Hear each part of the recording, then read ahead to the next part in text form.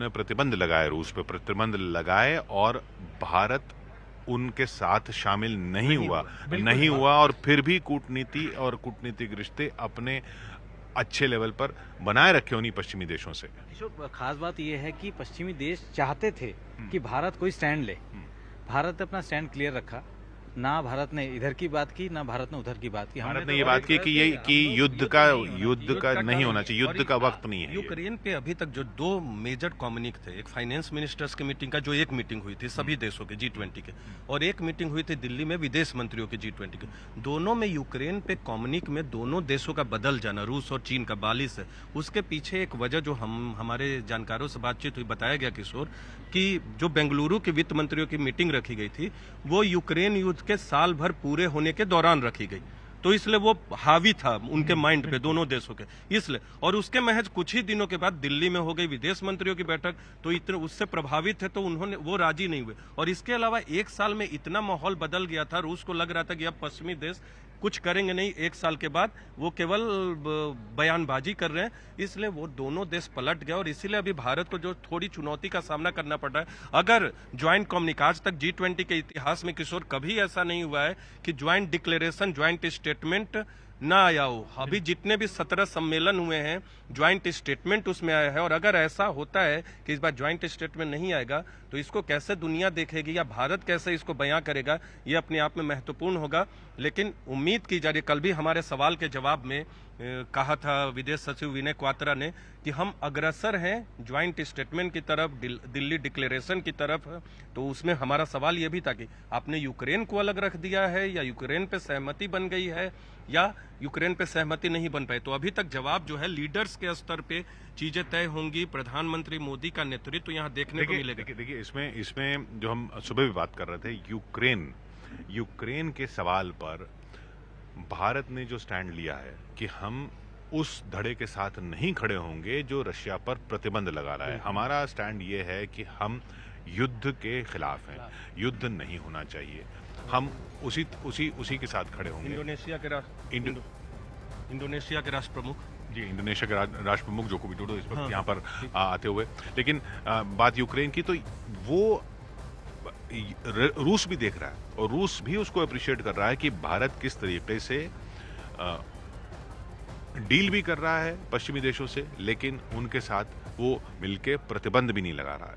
तो ये, और क्योंकि ये सवाल रूस के सामने भी आने वाला है, रूस के सामने भी ये सवाल आने वाला है कुछ दिनों में या कभी भी, और या कई मंचों पर कई तरीके से सवाल आएगा कि जब चीन और भारत के बीच कोई भी किसी भी मुद्दे पर कहीं पर भी स्टैंड लेना हो तो चीन उसका रुख क्या होगा। उस समय रशिया के लिए भी इतना आसान नहीं होगा कि वो स्टैंड इतनी आसानी से ले ले। अगर वो चीन के प्रति झुकता भी है तो झुकते हुए दिखाई दे, ये अफोर्ड उस समय रशिया भी नहीं कर पाएगा। क्योंकि रशिया को ये बिल्कुल याद होगा कि जब यूक्रेन वॉर थी तो भारत ने क्या स्टैंड लिया था। तो अगर भारत और चीन के बीच कहीं भी तनातनी या सिर्फ तनातनी की बात नहीं है, किसी भी मुद्दे पर कहीं पर भी कोई भी बिंदु आता है तो रशिया चाइना के साथ खड़ा होते हुए ये जरूर सोचेगा कि अगर मैं चाइना के साथ खड़ा हो रहा हूं तो भारत पर उसका क्या असर पड़ रहा है। क्योंकि भारत वो देश है जो उन पश्चिमी देशों के साथ नहीं खड़ा हुआ था जब उन्होंने प्रतिबंध लगाए थे। बिल्कुल किशोर, भारत की नीति यही है, और जैसे कि आपने भी पहले बताया कि हर देश जो है अपने फायदे के लिए, अपने उसके लिए ही काम करता है कि भाई हमारे देश की क्या स्थिति अच्छी रहे, उसके लिए ही काम करता है। और भारत भी उसी तरीके से काम कर रहा है। जब तक ये USSR विघटित नहीं हुआ था तब तक जो है सब कुछ सिस्टम वहीं पर ही था, सारे वेपनरी सिस्टम हम लोग वहीं से लेते थे, तेल से लेके सब चीज आता था। लेकिन जैसे विघटित हुआ तो आधा यूक्रेन में चला गया, आधा रशिया में चला गया। अब आधे प्लेटफॉर्म जो है वहाँ इंजन जो है वो यूक्रेन के सबसे बेस्ट हैं और रशिया जो है वहाँ पे वो फैसिलिटी है। तो ये चीज़ें भी बहुत मायने रखती है भारत के लिए कि हमारा किस देश के साथ किस तरीके का रिश्ता है। डिप्लोमेटिक टाइज अलग चीज़ होती है, बिजनेस टाइज अलग चीज़ होती है। अगर हम लोग बिजनेस्टिक वे में बात करें तो अगर किसी के ऊपर हम लोग निर्भर हैं, क्योंकि अब तो आत्मनिर्भर भारत के तहत हम अपने चीज़ें प्लेटफॉर्म अपने आप बना रहे हैं, लेकिन हथियारों के तौर पर तो हथियारों के हिसाब से तो हम लोग तो रशिया पे ही निर्भर है। 80% वेपनरी सिस्टम तो उन्हीं के हैं। जी हाँ, तो ब्राजील के राष्ट्रपति इस वक्त यहाँ पहुंचते हुए जायर बोल्सोनारो के बाद फिर लुला डी सिल्वा के हाथ में सत्ता आई है और अगले G20 के अध्यक्ष भी यही हैं। जीत दर्ज किया, बहुत विरोध हुआ था, देखा होगा तब आपने। जी हाँ, दो यहाँ पर राष्ट्राध्यक्ष ऐसे आए हैं जिनके चुनावों में सवाल उठे, और बल्कि नाइजीरिया के राष्ट्रपति तो जब यहाँ पहुंचे तब जब वो यहाँ थे तब वो फैसला आया वहाँ पर नाइजीरिया में कि नहीं, जो उनका चुनाव था वो वहाँ की अदालत ने फैसला दिया कि नहीं, उनका चुनाव था वो सही था और उनकी जीत को आधिकारिक रूप से अदालत की तरफ से एक तरह से मोहर तब लगी जब वो भारत आ रहे थे। तो एक वो, और लुला सिल्वा के जीत पर उस तरह के कानूनी सवाल तो नहीं, लेकिन हाँ वो विरोध तो हुआ। लोगों का बहुत विरोध इतना कम था तो आमतौर पे सवाल उठने लगते हैं। भारत में भी आपने देखा होगा कि एक तरफ पूरा का पूरा बहुमत है, फिर भी ईवीएम पे सवाल उठ जाता है, बल्कि चुनाव आयोग कवर करते हुए। बल्कि अगर ऐसा आप देखें तो ये लुला सिल्वा मिलते हुए गले लगते हुए प्रधानमंत्री नरेंद्र मोदी से, और अगला अध्यक्ष भी ब्राजील है, और वो भी ये देख रहे हैं कि अच्छा अब इस तरीके से भारत ने आयोजन किया है तो हमें भी अगले बार इससे बेहतर या ऐसा करना है। बहुत कुछ सीखने को मिलता है। हमसे जब बात हो रही थी मुक्तेश परदेसी की, जो G20 इंडिया के स्पेशल सेक्रेटरी, उन्होंने बताया कि पीएम का विजन इतना बड़ा क्यों दिखा यहाँ। इसलिए दिखा कि ये 10वां शिखर सम्मेलन है प्रधानमंत्री नरेंद्र मोदी का G20 में, तो उन्होंने इन सब चीजों को देखा। 2008 से लीडर सम्मेलन हो रहा है, 2008 के बाद 2014 में प्रधानमंत्री नरेंद्र मोदी सत्ता में आए, तब से लेकर अब तक 10 ऐसे शिखर सम्मेलन को प्रधानमंत्री नरेंद्र मोदी देख चुके हैं, और उन्होंने वो किया जो बाकियों ने नहीं किया। 1-2 शहरों में इन्होंने G20 को नहीं रखा, इन्होंने पूरे देश में G20 को फैलाया। और फिर आज जब सम्मेलन का दिन है, पहला दिन है, तो राज्यों को G20 के भारत मंडपम के नीचे ले आए, जो आपको यहाँ का चाहे इंटरनेशनल मीडिया सेंटर हो या भारत मंडपम में आप पीछे कोणार्क का देख रहे हैं, नटराज का देख रहे हैं, क्राफ्ट बाजार में जाइएगा तो पूरा का पूरा राज्य और राज्यों में वहाँ के अलग अलग डिस्ट्रिक्ट, 1 डिस्ट्रिक्ट 1 प्रोडक्ट, इस तरह के गिफ्ट दिए गए डेलीगेट्स को। तो ये तमाम चीजें करने का श्रेय सीधे तौर पे प्रधानमंत्री नरेंद्र मोदी को जाता है। उन्होंने अलग तरीके से G20 का आयोजन किया।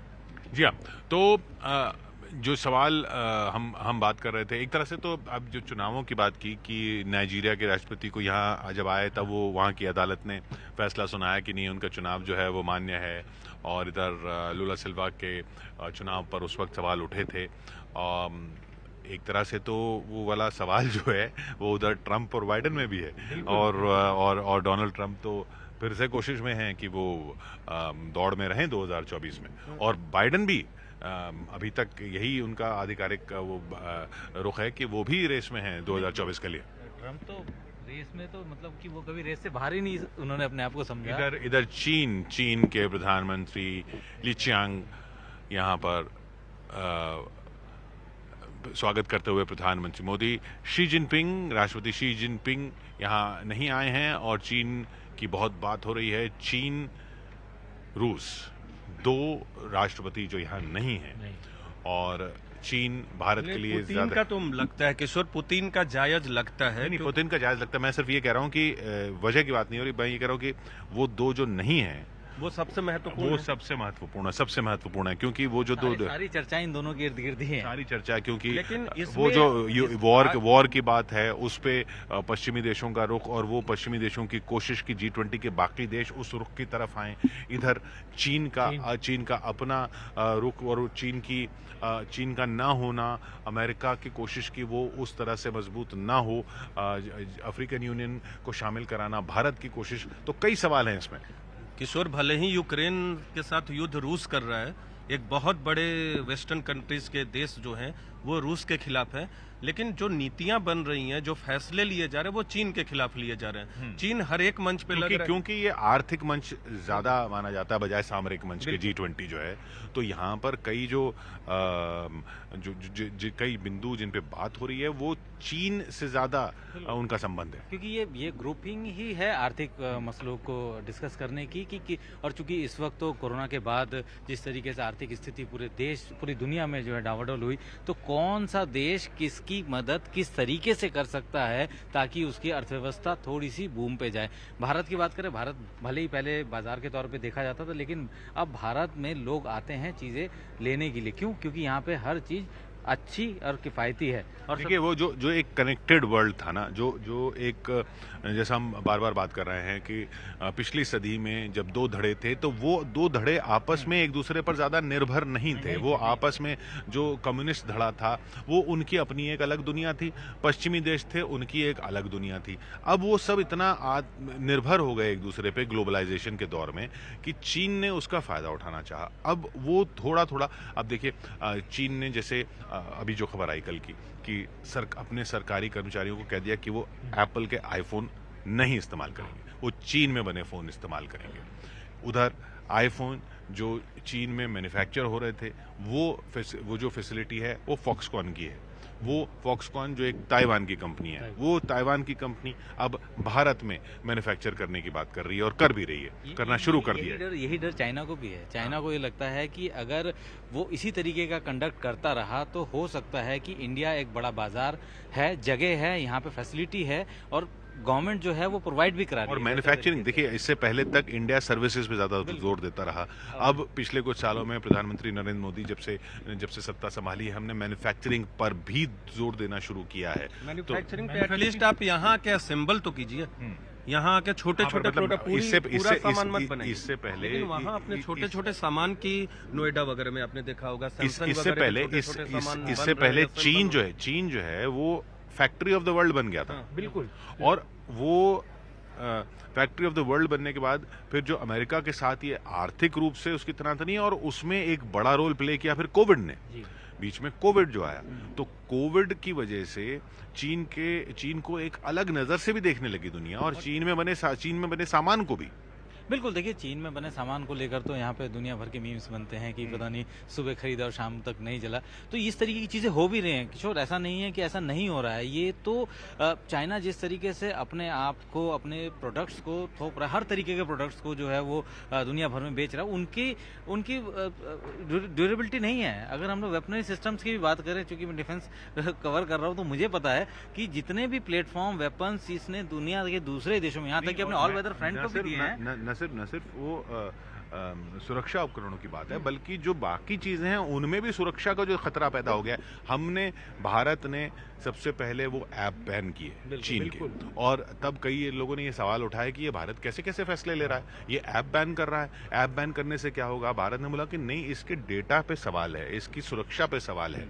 और उसके बाद कारण उसमें सुरक्षा का ही था जो बताया। और उसके बाद फिर अमेरिका को अब अमेरिका वही कर रहा है, वही ऐप बैन करने की बातें वहां पर भी हो रही हैं। वहां के कई राज्यों में हो चुका है बैन, जो कदम भारत ने बहुत पहले उठा लिया था। तो चीन के ऊपर न सिर्फ मैन्युफैक्चरिंग वाले सवाल हैं कोविड के बाद जो आए, बल्कि ये सुरक्षा को लेकर जो सवाल आ रहे हैं। और चीन का अलग अलग देशों में जो बात आई कि वो अपनी खुफिया पुलिस भेज देता है, वो खुफिया पुलिस स्टेशन खोल लेता है चीनी नागरिकों के लिए। चीन कैसे सोशल मीडिया, उसका अपना सोशल मीडिया है वो। आप सोचिए कि ये पहली बार हो रहा होगा पिछले 2-3 साल में। मेरे ख्याल डोकलाम विवाद के बाद से चीनी मीडिया थोड़ा सा हाइप हुई है, और उसने, चूंकि उनका पहला फोकस होता है मैंड्रिन पे ही सब चीज़ होगा, उनके सबके अपने प्लेटफॉर्म खुद के हैं। लेकिन अब उसने अपने जो इंटरनेशनल प्लेटफॉर्म है, जो उनके मुखपत्र हैं या उनका जो ऑफिशियल मीडिया है, वो सब इंग्लिश में ट्वीट करता है, इंग्लिश में वो डील कर रहे हैं। मतलब कि वो अपने सारे चीज़ों को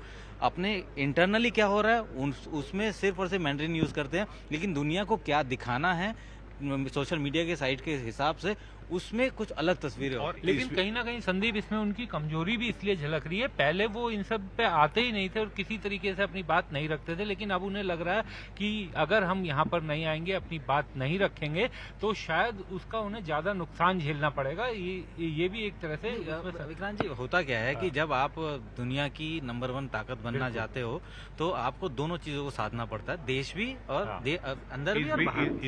इस बीच ये भी, और अच्छा ऐसा नहीं है कि वहाँ अंदर जो हो रहा है, चीन कितना भी छुपाना चाहे वो बाहर नहीं आता, बाहर आता है।